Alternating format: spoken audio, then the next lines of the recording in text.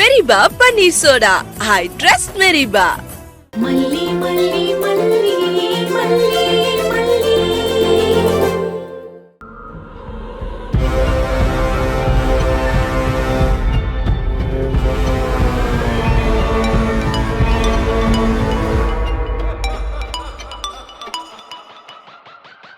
சுடர், எப்படி இருக்க?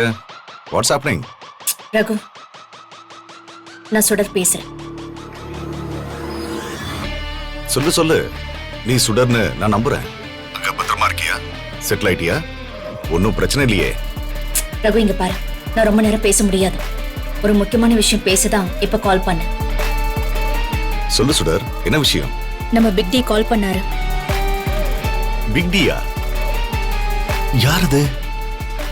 ஓ ஓ, கதிரேசன் கால் பண்ணாரா?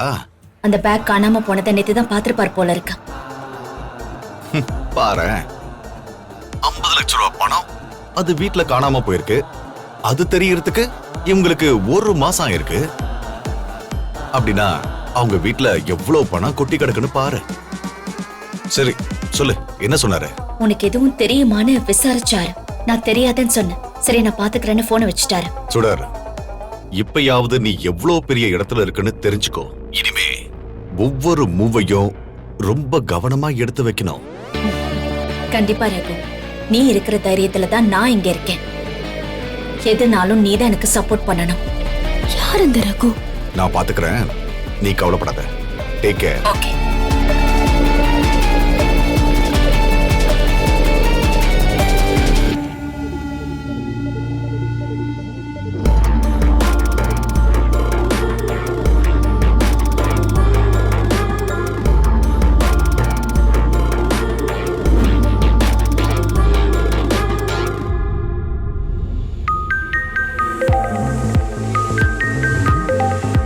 என்ன மல்லி ஃபோன் பண்றா? சொல்லு மல்லி, வீட்ல பிரச்சனை அடங்கிடுச்சா இல்ல இன்னும் நெருப்பு எரிஞ்சுக்கிட்டு தான் இருக்கா? அண்ணே, இந்த ராஜியும் ரஞ்சியும் இருக்கிற வரைக்கும் அந்த நெருப்பு அணையாதுன்னு. அந்த ரேணுகா வர அவங்க கூட சேர்ந்துட்டாளா, அது அவ்வளவு சீக்கிரமா அணையாது. மரம் சும்மா இருக்க நினைச்சாலும் காத்து சும்மா இருக்க விடாதுன்னு சொல்லுவாங்கல்ல, அதே மாதிரி இந்த ரேணுகா சும்மா இருந்தாலும் இவங்க அவளை தூண்டி விட்டுட்டே தான் இருப்பாங்க. விஜய் வந்ததுக்கு அப்புறம் தான் இந்த பிரச்சனை சரியாகும். விஜய் ஏதாவது சொல்வானோன்னு நீ பயப்படாதம்மா, நான் இருக்கேன். என்ன மீறி அவன் எதுவுமே பேச மாட்டான். சரிண்ணே. சரி, இப்போதே கால் பண்ணு, அதை சொல்லு. இங்க கட்டிலுக்கடியில வெண்பாவோட ஸ்கூல் டை விழுந்துருச்சு. அதை எடுக்கிறதுக்காக நான் கீழே குனிஞ்சிருந்தேன். அப்ப நான் இருக்கிறது தெரியாம அந்த ரேணுகா ரூமுக்கு வந்து ரகசியமா ஒருத்தர்கிட்ட போன்ல பேசினா. ரகசியமாவா? என்ன பேசினா? யார்கிட்ட பேசினா? ஏதோ காணாம போன பேக பத்தி சொல்லிட்டு இருந்தா. ஆனா ரகுன்னு ஒருத்தர்கிட்ட பேசினான்னு. ரகுவா? ஆமாண்ணே, ரகு. இதே ரகுவோட பேச சொல்லிதான் முன்னாடி கூட ஒரு பையன் சொன்னான். எந்த பையம்மா? சுடரக்காவ அண்ணன் போன் பண்ண சொன்னார்ல, எந்த அண்ணனா? நம்ம ரகு அண்ணன்டா. மல்லி, நீ சொல்றத பார்த்தா அந்த ரகு தான் இவளை வெளியே இருந்து ஆபரேட் பண்றான்னு தோணுது. ஆமாண்ணே, எனக்கும் அப்படிதான் தோணுது. சரி, வேற ஏதாவது தகவல் தெரிஞ்சதா, குறிப்பா அந்த ரகுவை பத்தி? இல்லன்னு வேற எதுவும் சொல்லல. மல்லி, நடக்கிற விஷயத்தெல்லாம் பார்த்தா அவ ரொம்ப பெரிய கிரிமினலா இருப்பா போல தோணுது. பெரிய கேங்கே அவ பின்னாடி இருக்குதுன்னு நினைக்கிறேன். சரி, நீ அதை பத்தி எல்லாம் கவலைப்படாத. அந்த ரகு யாரு என்னங்கறத நான் விசாரிக்கிறேன். அண்ணே, உங்களை ரொம்ப கஷ்டப்படுத்திட்டு இருக்கேன். என்ன தப்பா எடுத்துக்காதீங்க. ஐயோ, எனக்கு இதெல்லாம் யார்கிட்ட சொல்றதுன்னு தெரியல. என் அண்ணன் கிட்ட சொன்னா அவரால இந்த சமயத்துல இதெல்லாம் தாங்கிக்க முடியாது. மல்லி, நீ அந்த வீட்ல நல்லா இருக்கணும். என் பொண்ணு நல்லா இருக்கிறத விட நீ நல்லா இருக்கணும்னு நான் விரும்புறேன். இங்க பாரு, எனக்கு நீ வேற ரஞ்சி வேற கிடையாது. அதனால உனக்கு எந்த பிரச்சனைனாலும் என்ன கூப்பிடு, நான் பாத்துக்கிறேன். ரொம்ப நன்றிண்ணே. சரி மல்லி. ரகு முழு பேர் என்னவா இருக்கும்? ரகுராம், ரகுராஜன். கண்டுபிடிக்கணும்.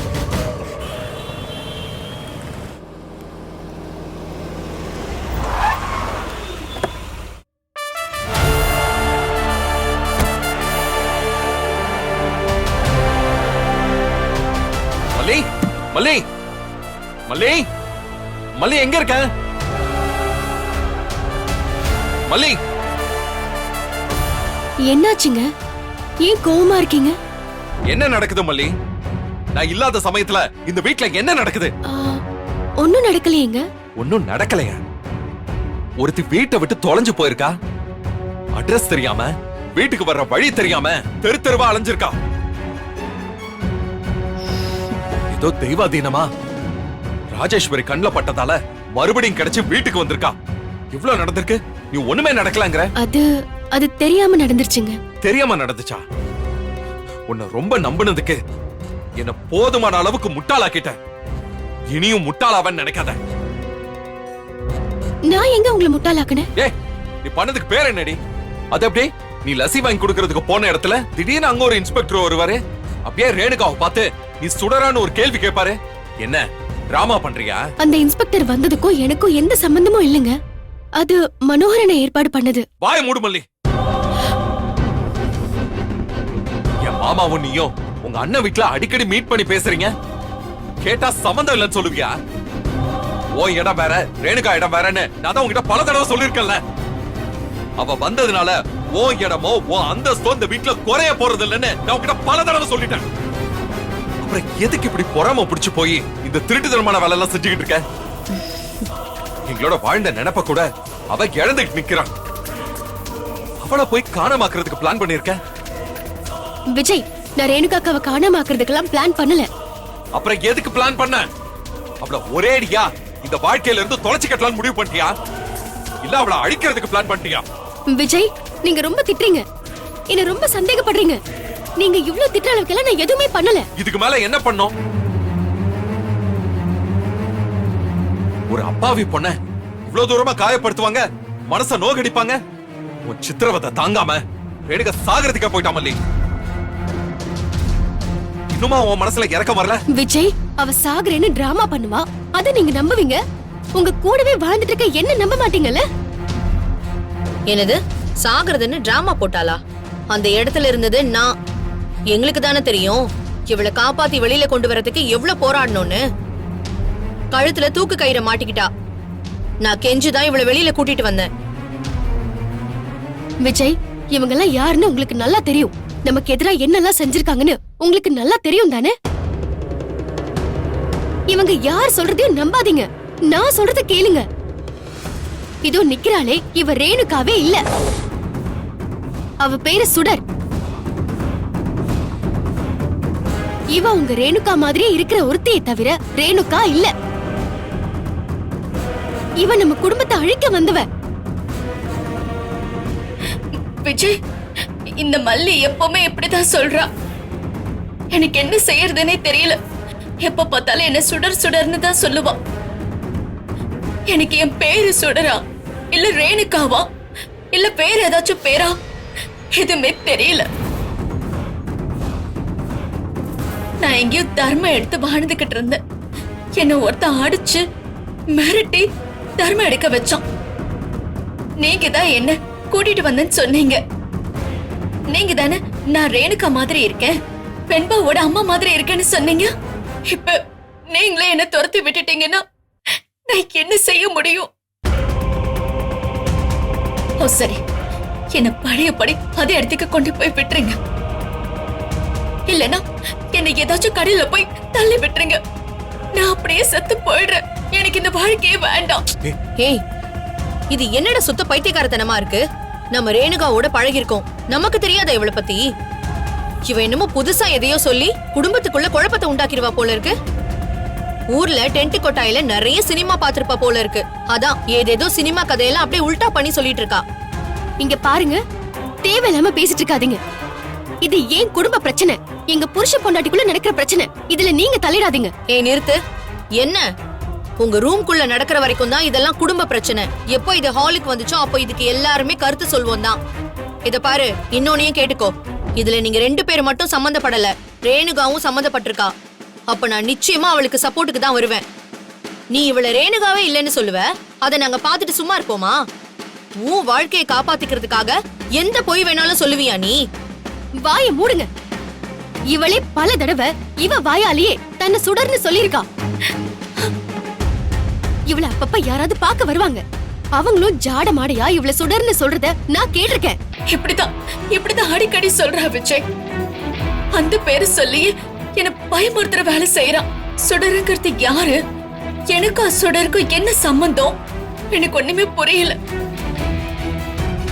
அங்க பார்த்தா இன்ஸ்பெக்டர் கூட்டிட்டு வந்து நீ சுடரு ஒரு கிரிமினல்னு சொல்லிதான் என்ன மிரட்டினான். அதெல்லாம் கேட்டுதான் எனக்கு சாகணும் போல தோணுச்சு. ஒரு பொண்ணு அவளோட வாழ்க்கைக்காக எவ்வளவு பழி போடுவாளா? எனக்கு இந்த வாழ்க்கையை பெருத்திருச்சு விஜய். சீன் ஆயிடுச்சு. ஏய், ரொம்ப நடிக்காத. நீ சுடர்தான் சுடர்தான் சுடர்தான். உன்னை ஒரு நாள் கையும் களவுமா பிடிப்பேண்டி.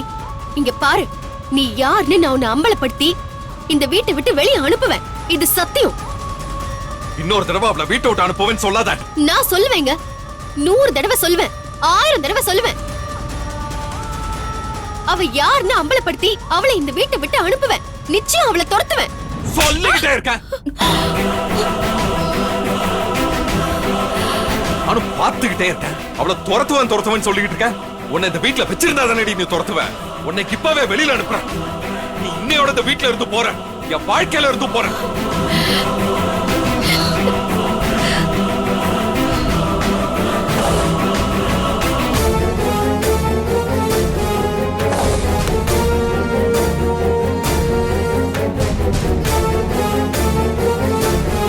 வீட்டை விட்டு ஒழுங்கா வெளில போயிடு. போன்னு சொல்றல. எப்படி? மரியாதையா போயிடு. போ.